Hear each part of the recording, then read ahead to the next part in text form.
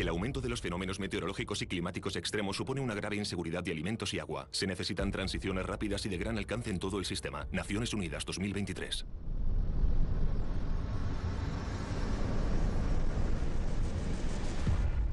La Tierra. 2050. Estamos en 2050 y no logramos reducir las emisiones cuando debimos.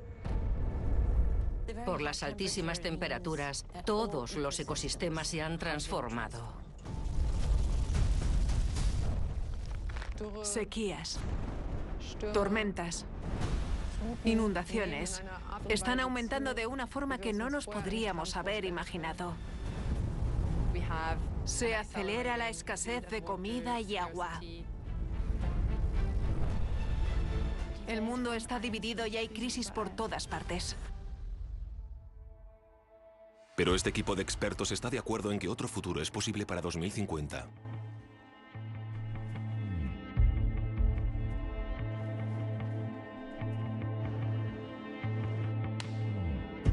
Hay muchos que opinan que la humanidad está condenada. Yo respeto esa idea, pero no la comparto.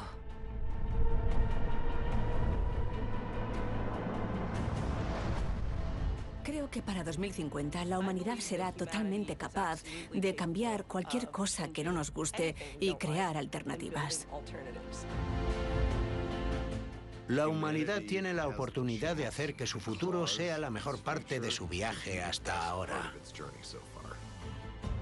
En este episodio, Nos enfrentamos a la encrucijada más decisiva y fundamental que la humanidad ha afrontado jamás. El mundo ha hecho mucho para reducir el hambre, pero la crisis climática supone una amenaza creciente para la producción y distribución de alimentos. Para 2050 habrá 10.000 millones de personas en el planeta y necesitamos poder alimentarlas de la forma más eficiente y segura posible. Yo me imagino un futuro en el que la comida y su producción son una fuerza para un cambio positivo con el que podamos mejorar la salud de la gente y del planeta. Para cambiar todo esto necesitamos comprender que dependemos de contar con un hábitat intacto. Podemos hacer frente a estos retos, pero ahora debemos jugárnoslo todo. Otro mundo es posible. Podemos construirlo, pero primero tenemos que imaginarlo. el futuro desde el aire. Comida y agua. La Tierra provee suficientes recursos para satisfacer las necesidades de todo hombre, pero no su avaricia. Mahatma Gandhi, ético. La inseguridad alimentaria y la escasez de agua amenazan nuestro futuro en todos los aspectos imaginables. Cada bocado que comemos viene de la naturaleza. Cada gota de agua que bebemos viene de la naturaleza. Nuestros sistemas de comida y agua son esenciales para el bienestar humano y dependen de ecosistemas saludables que los mantengan.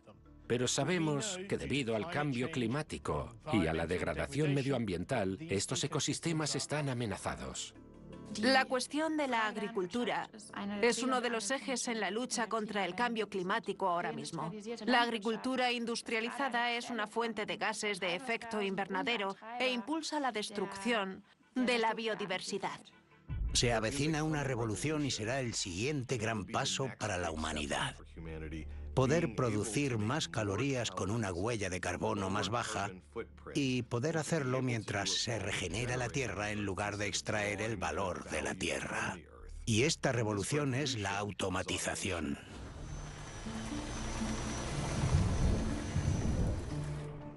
En 2050 se espera que haya 10.000 millones de personas en el planeta y habrá que darles de comer a todas.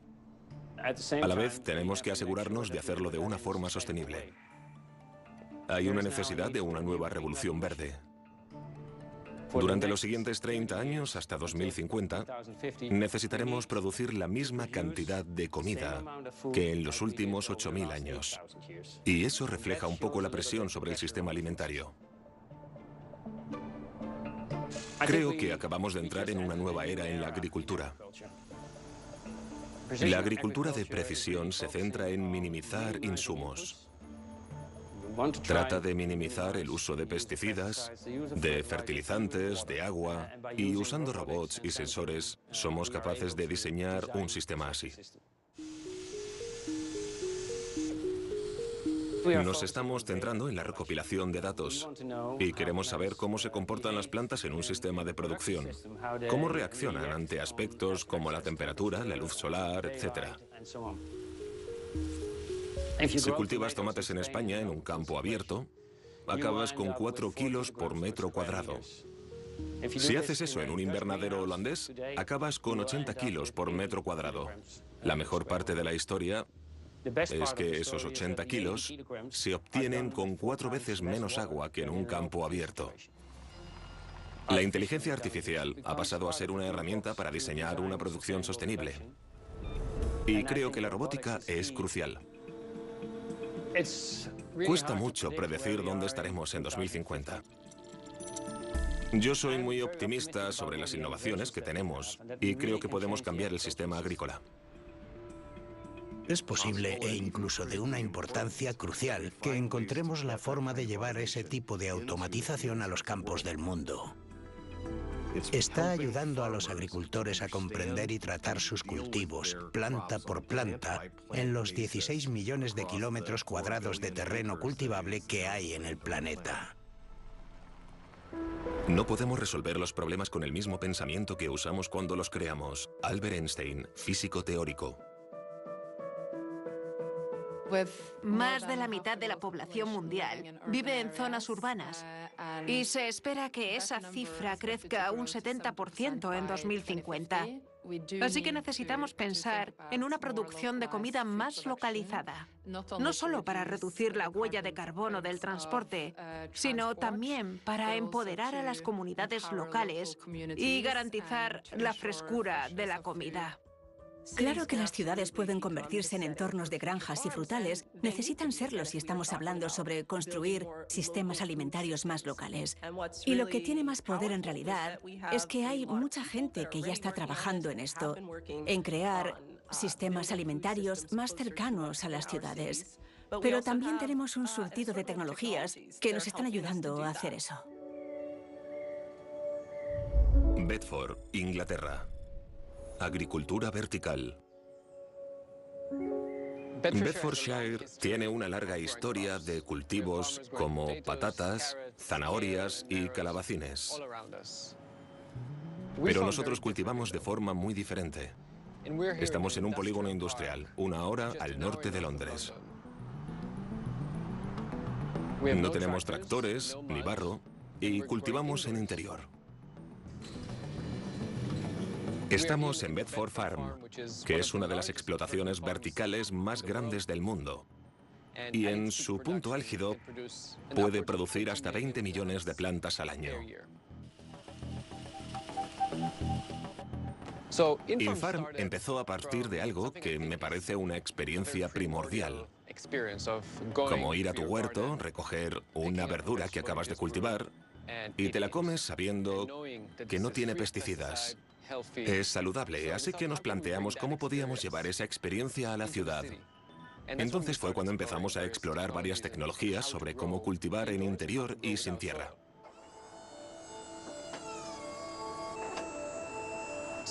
Esta tecnología es revolucionaria. La agricultura de interior se compone de 2 áreas principales: la hidropónica y el cultivo vertical, lo cual nos permite apilar parcelas unas encima de otras y maximizar el uso del espacio.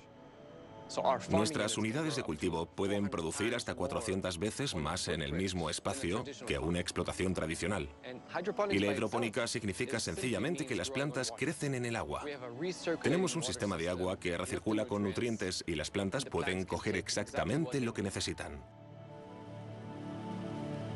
Cada una de nuestras unidades de cultivo es extremadamente eficiente en cuanto al espacio. Podemos cultivar el equivalente a un campo de fútbol en un espacio de 40 metros cuadrados. Así que uno de los mayores potenciales de esta tecnología y de su ampliación es permitir que la naturaleza recupere tierras de cultivo que han sido maltratadas durante décadas o siglos. Construir explotaciones verticales cerca de las ciudades, cerca de donde vive la gente, de forma más eficiente, es absolutamente crucial. Reducir miles de kilómetros a veces a una decena. Dentro de 20 o 30 años tendremos capacidades que son inimaginables. Podremos cultivar en ciudades, fuera de las ciudades, en el Polo Norte y algún día, quizá incluso en el espacio. Creo que la agricultura vertical tiene potencial para ser una parte crucial de la solución para una economía alimentaria más sostenible y circular.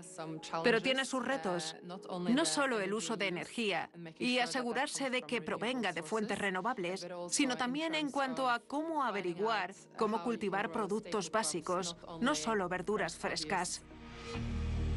Si la industria supera estos obstáculos, tiene un gran potencial.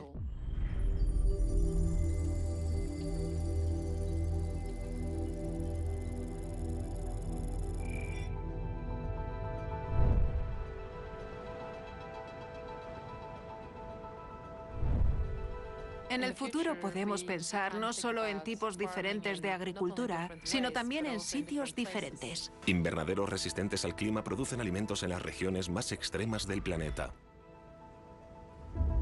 Habrá innovaciones nuevas y emocionantes en la agricultura.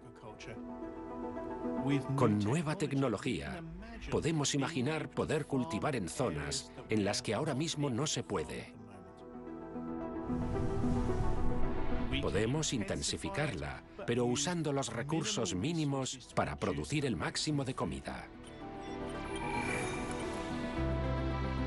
Yo imagino un futuro en el que empezaremos a ver explotaciones agrícolas en zonas urbanas, una producción de comida más localizada, usando menos recursos.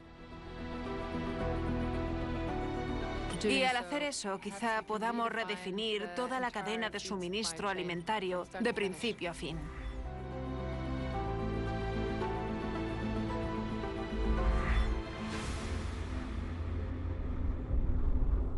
La nación que destruye su tierra se destruye a sí misma. Franklin Delano Roosevelt. Vamos a necesitar muchos enfoques diferentes para resolver los retos futuros. Necesitaremos enfoques tecnológicos y tecnologías complejas para lidiar con un mundo complejo, pero también tecnologías poco sofisticadas y soluciones basadas en la naturaleza. En el mundo hay 800 millones de pequeñas explotaciones agrícolas. Son la espina dorsal del sistema agrícola mundial, porque producen casi el 50% de la comida de todo el mundo. Aparte del cambio climático, uno de sus mayores retos es la salud de la tierra y de sus campos. Tal y como estamos cultivando, nos quedan como 50 cosechas en todo el mundo antes de que la tierra se harte. Estamos sacando nutrientes de la tierra más rápido de lo que se pueden reponer. Hemos abordado la producción de alimentos con un enfoque extractivo y consumista desenfrenado. Y el reto de cara al futuro consiste en regenerar los nutrientes de la tierra para que pueda seguir produciendo. Ciudad de México, regreso a la naturaleza. El crecimiento de Ciudad de México ha sido muy rápido. En 2050 tendrá unos 25 millones de habitantes. Uno de los principales dilemas para mí es que se está abandonando el campo. ¿Cómo vamos a poder alimentar a millones y millones de personas? Estamos en lo alto de una respuesta inspiradora a los problemas que afrontamos en Ciudad de México. Y no implica tecnología muy sofisticada. Chinampas, antiguas granjas flotantes. Estamos en las Chinampas, dentro de Ciudad de México. Este es uno de los lugares más especiales del mundo. Las chinampas son islas artificiales y canales creados hace más de 1000 años, antes de los aztecas, con el objetivo principal de cultivar comida. Las chinampas fueron tan importantes durante el Imperio Azteca que pudieron alimentar a 200.000 personas. Aquí trabajamos con agricultores produciendo alimentos sin sustancias químicas y los llevamos a la ciudad, a familias y restaurantes. El sistema de chinampas es en su origen un sistema agroforestal y toda la materia orgánica en forma de madera regresa a la tierra y crea mucha microbiología. Un buen agricultor también es astrónomo, químico, biólogo, poeta, mecánico, porque todo ese conocimiento se aplica a la agricultura. El resultado de cultivar así es que podemos producir alimentos de calidad y al mismo tiempo regenerar el paisaje.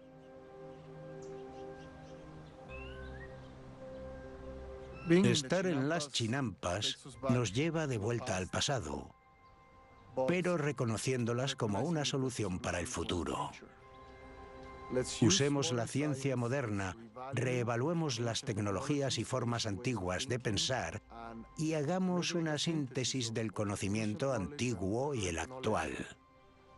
Y si reconocemos que la ciudad depende del campo, entonces las ciudades tendrán un futuro.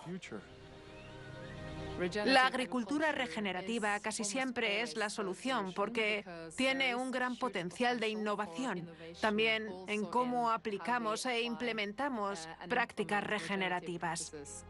Si queremos un mundo sin hambre y pobreza mientras nos adaptamos y mitigamos la crisis climática, debemos situar a los pequeños agricultores justo en el centro de nuestros esfuerzos. Muchas explotaciones pequeñas ya cultivan una gama de productos más diversa que las grandes, lo que significa que también pueden ayudar a invertir el impactante declive de la naturaleza y la biodiversidad, al tiempo que nos proporcionan una cesta de alimentos variada y rica en nutrientes. Cuando se haya talado el último árbol, pescado el último pez, envenenado el último río, solo entonces nos daremos cuenta de que el dinero no se puede comer, dicho nativo americano. La producción de comida obviamente es una parte del problema, pero no podemos transformar los sistemas alimentarios sin abordar lo que comemos. La producción global de carne para consumo humano es increíblemente ineficiente. Usa una gran cantidad de terreno. Es profundamente dañina para el planeta. Causa grandes cantidades de emisiones de gas con efecto invernadero y usa una gran cantidad de otros cultivos para alimentar a los animales. Wanmyeong, Corea del Sur. Carne 2.0. La ganadería causa problemas éticos y medioambientales globales. Necesitamos encontrar formas alternativas de producir carne sin causar tantos daños. Así que nos estamos esforzando mucho por encontrar una solución.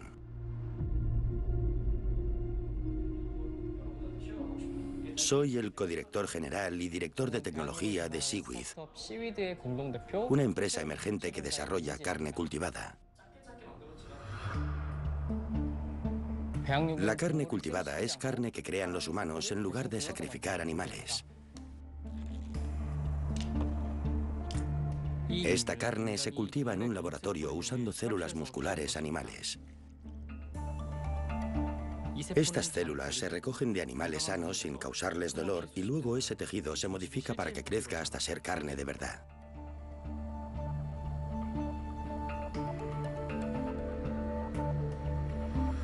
En el laboratorio necesitamos proporcionar a estas células un medio en el que crecer. Cuando se alimentan de nutrientes como aminoácidos, vitaminas, minerales y carbohidratos, las células empiezan a multiplicarse.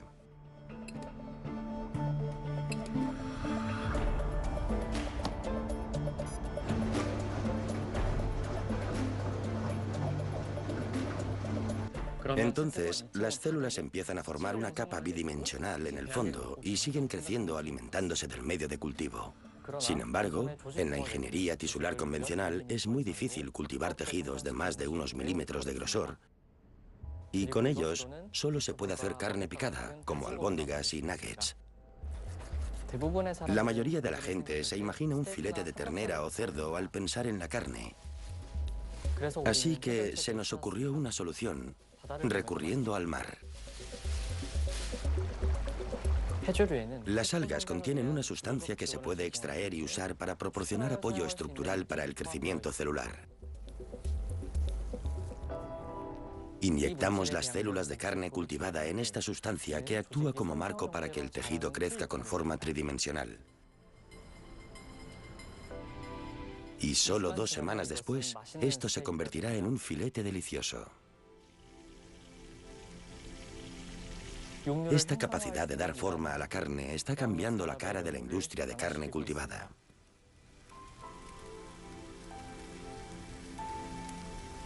Dependiendo de las células que se cultiven, se pueden hacer varios tipos de carne, como pollo, cerdo, pato y pescado, así como ternera. Usamos carne cultivada y la comparamos con carne real para comprobar la composición nutricional, la textura, el sabor, etc. Y la mejoramos para que sea deliciosa. Al probar esta carne, cuesta distinguirla de la auténtica.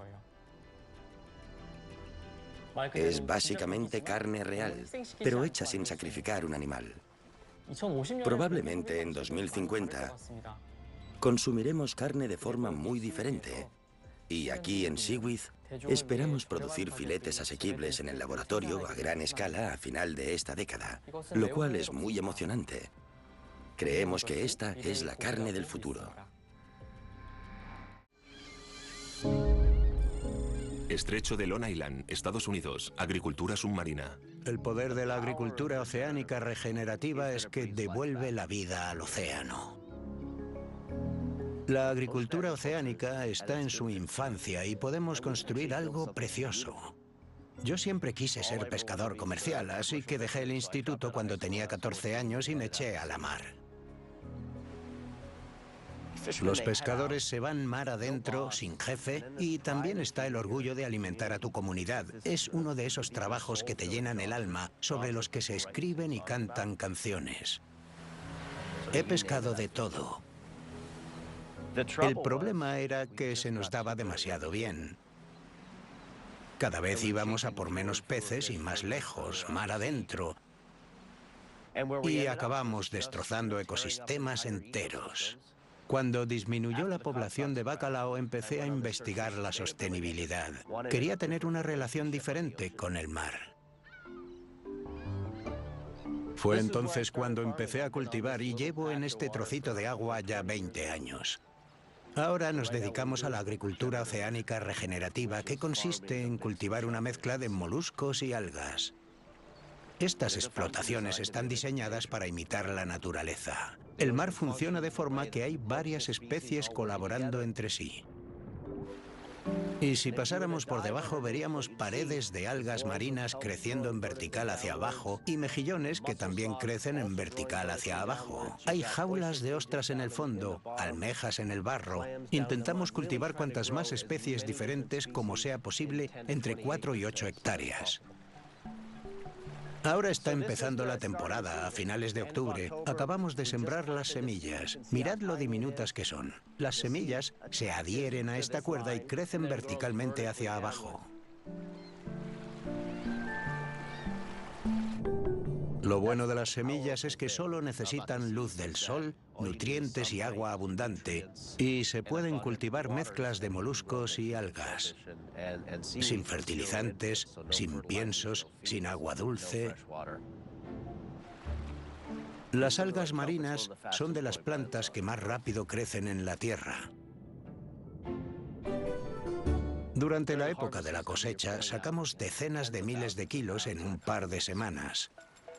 En general, las algas son un cultivo climático muy poderoso que puede actuar como los pulmones del océano y mantenerlo vivo. Absorben carbono, nitrógeno y reconstruyen corales. Las algas, los moluscos, todas estas especies atraen peces, focas que vienen a comer y se esconden en las explotaciones. Lo bueno de las algas y de la agricultura regenerativa en general es que es replicable. Ahora mismo estamos trabajando en unidades modulares que son muy baratas de construir. Podrían ser operadas por una sola persona, así que un agricultor podría operarlas y se podrían cultivar todas las semillas necesarias para 5 o 6 explotaciones en un contenedor de 6 metros. Cada año salen buzos en agosto o septiembre y van en busca de semillas silvestres y nos las traen para cultivarlas en un vivero. Pero con el cambio climático cada vez son más y más difíciles de encontrar. Así que el laboratorio se asegura de que tengamos semillas todo el año y que seamos capaces de dedicarnos a la cría selectiva. Podemos mantenernos por delante de la curva climática y asegurarnos de ser resistentes para que cuando cambie el mar, los agricultores puedan seguir creciendo a escala. Las plantas marinas desempeñarán un papel muy importante en un escenario futuro. Ha sido increíble ver cómo las algas han evolucionado y se han empezado a ver en los pasillos de los supermercados. Mi historia es una redención ecológica. Saqué el mar y luego emprendí un viaje para intentar averiguar cómo trabajar con el mar y no en su contra. Podemos usar la comida y la agricultura para que sea regenerativa, para construir e insuflarles vida a comunidades y a nuestro planeta y nuestro sistema alimentario. Ahí creo que está la verdadera esperanza. La alimentación es un nexo entre los mayores retos mundiales. Y como la comida es el problema, también es la solución. El esfuerzo mundial para arreglar la alimentación está en marcha y se hará realidad. Creo que ya estamos experimentando un despertar colectivo en lo referente a nuestra relación con la comida. Creo que si observamos la conciencia de la gente, a lo mejor no lo comprende del todo, pero sabe que necesitamos dietas más respetuosas con el clima. Las decisiones cotidianas, grandes y pequeñas, son las que acaban creando el futuro en el que vivimos.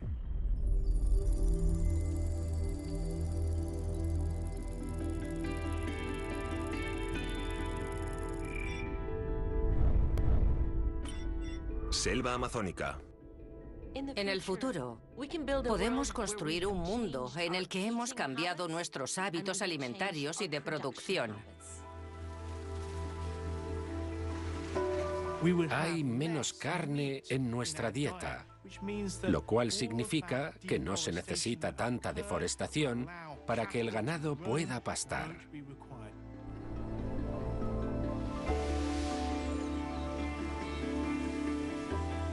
Podemos reforestar toda esa tierra. Podemos recuperar el Amazonas.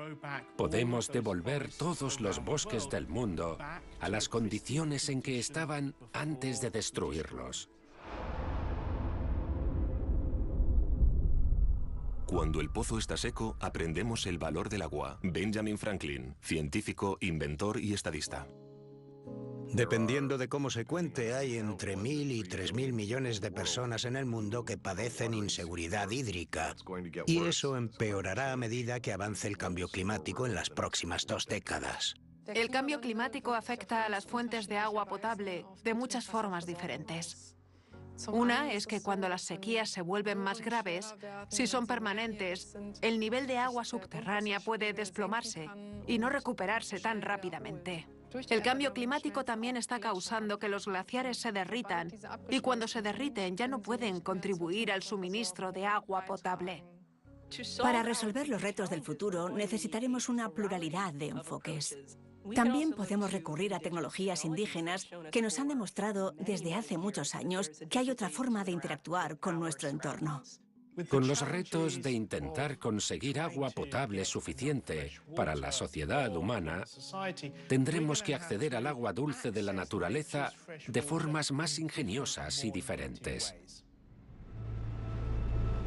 Redes de niebla, cosechando agua del aire. Los pueblos que viven en las montañas tienen una forma única de recoger agua. Cuando el aire de las tierras bajas sube por la montaña, se enfría. Al enfriarse, puede contener menos humedad, así que la humedad empieza a condensarse formando pequeñas nubes, y es cuando usan las redes de niebla porque capturan la nube y así pueden recoger el agua.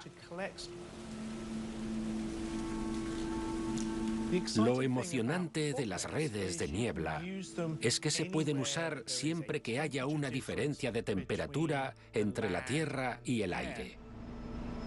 También se puede ver en zonas costeras donde el sol calienta el mar, causando que se evapore el agua y se cree una niebla marina. Para algunas comunidades que están aisladas de la sociedad moderna y no tienen acceso a agua potable limpia, estas redes de niebla son un salvavidas. No se trata de reinventar la rueda, solo mejorar cómo gira. Doctora Sanina Knighton, científica. Es una verdad dolorosa que algunos de los efectos que ya estamos sufriendo debido al cambio climático son efectos que veremos durante mucho tiempo. El acceso al agua es uno de ellos, porque los efectos de la atmósfera ya han llegado y la deslocalización del agua ya es una realidad que va a ser muy difícil de solucionar. California, Estados Unidos. Aprovechando los océanos.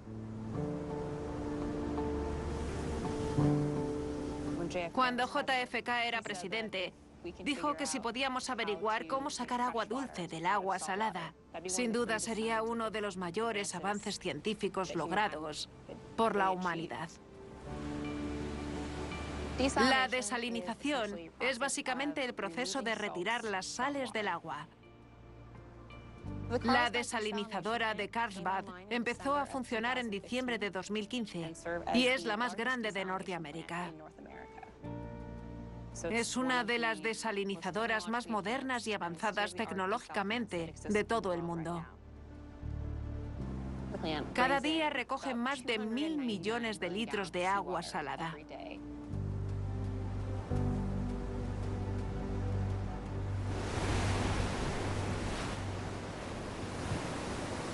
Aproximadamente el 97% del agua de la Tierra es salada, así que es un recurso desaprovechado. Aquí tenemos una muestra del Océano Pacífico. Por desgracia, ahora está demasiado salada para beberla tal cual. Nos deshidrataría.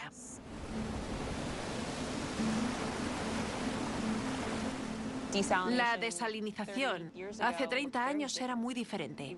Era un proceso bastante derrochador y nada eficiente. Ha hecho falta mucho tiempo, esfuerzo e innovación para llegar al punto en que está ahora.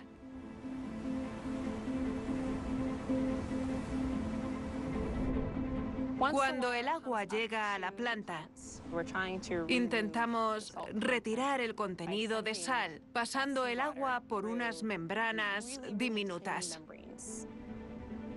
Y así, sus poros bloquean el paso de la sal del agua. Os lo podéis imaginar casi como un filtro de café, que se encarga de asegurar que el café molido no acabe en el producto final. El agua salada tarda aproximadamente 45 minutos en pasar por todo nuestro sistema hasta estar lista para su consumo. Hasta la fecha hemos producido unos 380.000 millones de litros de agua potable. Unos 400.000 hogares reciben agua potable proveniente del Océano Pacífico. Lo que estamos haciendo ahora es muy emocionante y me siento muy orgullosa de estas instalaciones. Hemos tenido que superar muchos retos. Con la tecnología que hemos implementado aquí, hemos subido el listón del proceso de desalinización y hasta dónde puede llegar. Ahora mismo somos capaces de producir la mitad de litros de agua potable del agua salada que recogemos. ¿Qué pasaría si pudiéramos producir el 75%?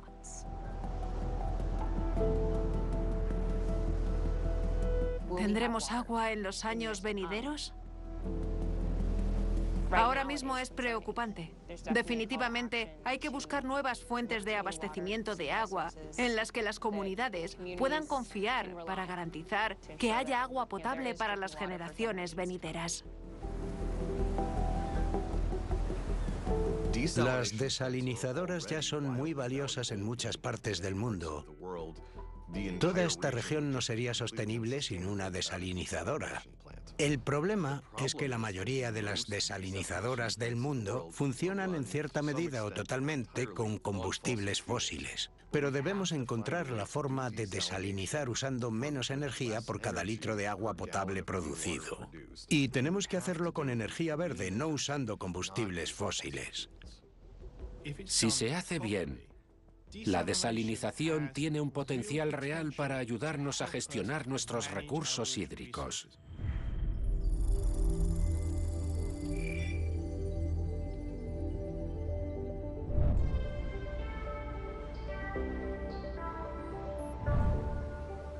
Necesitamos pensar de una forma increíblemente conectada y colectiva para asegurarnos de que todos nuestros sistemas funcionen al nivel más eficiente posible.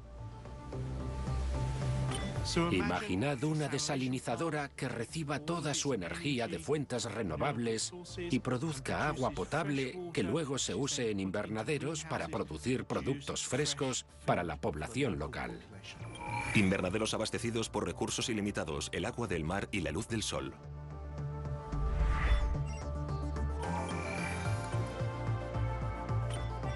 Necesitaremos usar toda la tecnología que podamos para recoger agua y que tengamos recursos hídricos para los 10.000 millones de personas que estarán en el planeta a mediados de este siglo. Torres de niebla suministrarán agua potable a megalópolis con estrés climático.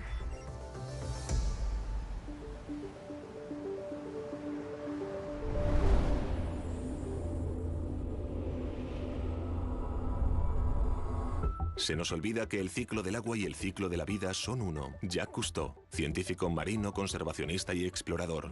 Tenemos que cambiar nuestra mentalidad. Tenemos que pensar en el agua como algo que es absolutamente esencial para la vida y por tanto necesitamos asegurarnos de cuidar hasta la última gota y no malgastarla. Siempre podemos realizar un consumo más consciente e intencionado de los recursos finitos que tenemos. Un ámbito en el que a lo mejor podemos pensar más es en cómo reciclamos el agua, que es algo de sentido común y habitual en muchas partes del mundo. Y creo que todo se reduce a estar más conectado con el entorno y a darse cuenta de que las formas de vida sin fisuras ni fricciones no son sostenibles ni saludables. Países Bajos. Circularidad hídrica.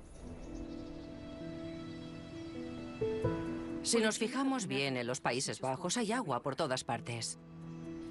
Pero en realidad, el mayor problema relacionado con el agua al que se enfrentan los holandeses ahora mismo es la sequía. Nuestra historia trata sobre un marido, una mujer y un garaje. Ahí fue donde empezó. No teníamos ninguna formación de tecnología hídrica. Creo que Arthur y yo siempre hemos sido muy conscientes del agua.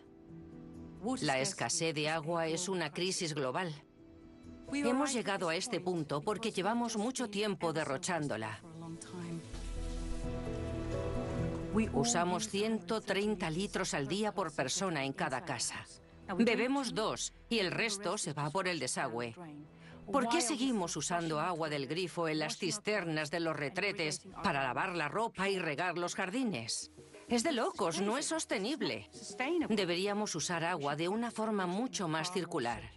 Y eso nos llevó a decir que a lo mejor teníamos que hacer algo. A lo mejor teníamos que crear algo.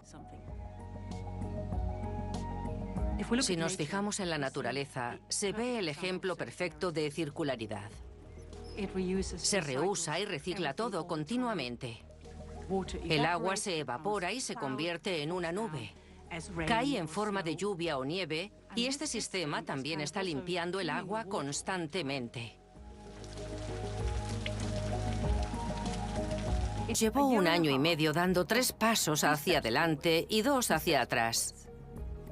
Este proyecto como que se apoderó de nuestra vida. Todos los días trabajábamos en él. Nos tenía ocupados y por fin él lo resolvió. Lo que hemos creado es completamente único. Nadie más lo había hecho antes. Inventó una máquina que trata el agua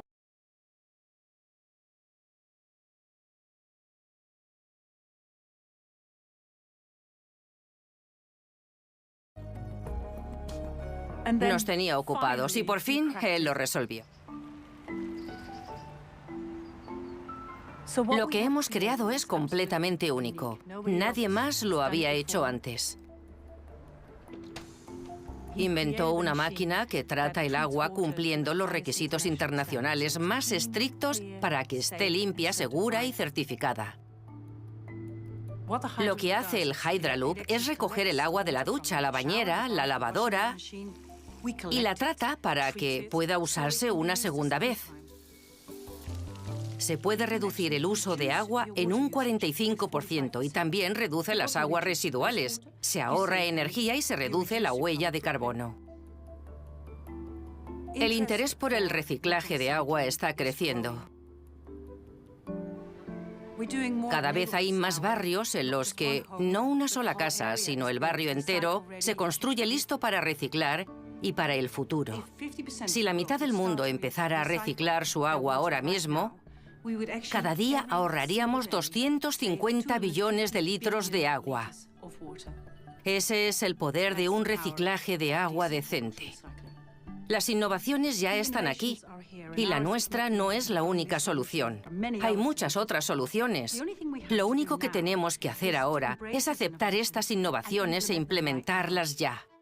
Podemos aprovechar el ingenio humano, la convicción y la innovación para poder afrontar el reto del cambio climático. Lo increíble del momento que estamos viviendo es que podemos elegir nuestro futuro. Podemos construir un mundo en el que nadie pase hambre, en el que la comida y el agua sean abundantes y estén a disposición de todos. Yo me imagino un futuro en el que la producción de alimentos sea una fuerza para un cambio positivo y que lo hagamos de una forma completamente diferente, mucho más inteligente y eficiente. Podremos renaturalizar partes del planeta. Podremos restaurar y regenerar ecosistemas naturales. En el futuro, podríamos crear un mundo en el que nuestros sistemas agrícolas y recursos hídricos funcionen de la mano con la naturaleza. Cada persona tiene la capacidad de contribuir con el futuro que quiere ver. Y podemos imaginar un mundo en el que tengamos más conciencia, donde cuestionemos nuestro consumo de agua, nuestro uso de agua, para poder crear un futuro hídrico más sostenible para todos. Si aplicamos varios enfoques diferentes, veremos progreso rápidamente. Tenemos el deber urgente de abordar la crisis climática y proteger nuestros ecosistemas, por nosotros y por las generaciones venideras. En este momento, la humanidad depende de que las sociedades logren cambiar su comportamiento y depende de que cada uno de nosotros, como ciudadanos del mundo, usemos nuestra voz para redescubrir nuestro comportamiento político por nosotros mismos en el mundo. La humanidad sigue siendo capaz de escribir su propio futuro. El ritmo al que se producen los cambios en la humanidad se está acelerando. La tecnología se basa en sí misma, igual que nuestra creatividad. Podemos elevarnos sobre los hombros de los que vinieron antes que nosotros. Teniendo la oportunidad de hacer esto, sería horrible si no lo intentáramos siquiera.